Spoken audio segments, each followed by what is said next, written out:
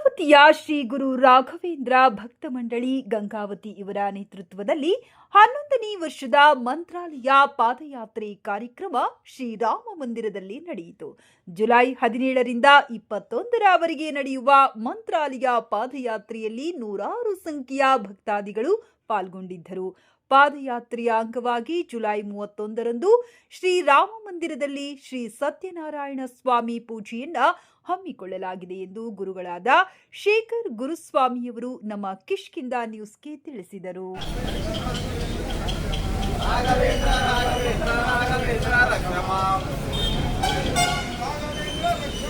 ರಾಘವೇಂದ್ರ ಪಾಯಿ ಮಾಂ ರಾಘವೇಂದ್ರ ರಕ್ಷ ಮಾಂ ರಾಘವೇಂದ್ರ ಪಾಯಿ ಮಾಂ ರಾಘವೇಂದ್ರ ರಕ್ಷ ಮಾಂ ರಾಘವೇಂದ್ರ ಪಾಯಿ ಮಾಂ ರಾಘವೇಂದ್ರ ರಕ್ಷ ಮಾಂ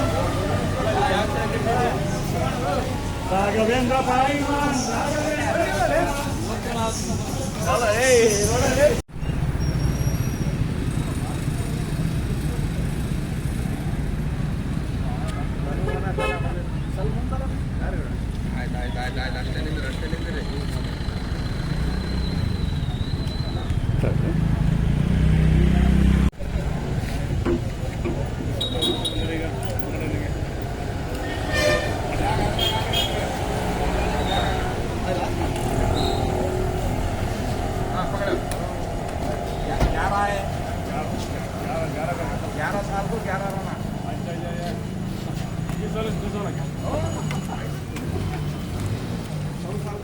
नमो तो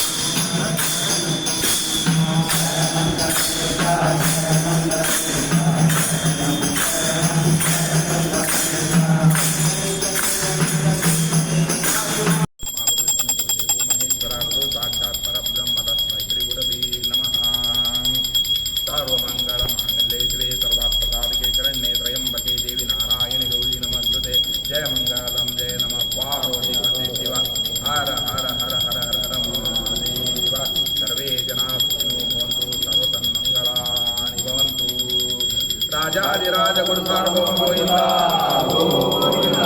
गिरिवास गोविंद आचार्य गिरिवास गोविंद गिरिवास वरद गोविंद गिरिवास वरद गोविंद गिरिवास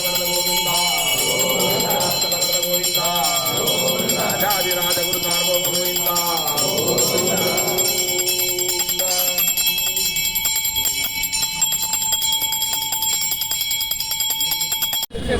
ಗುರು ರಾಘವೇಂದ್ರ ಭಕ್ತ ಮಂಡಳಿ ವತಿಯಿಂದ ಇದು 11ನೇ ವರ್ಷದ ಪಾದಯಾತ್ರೆ.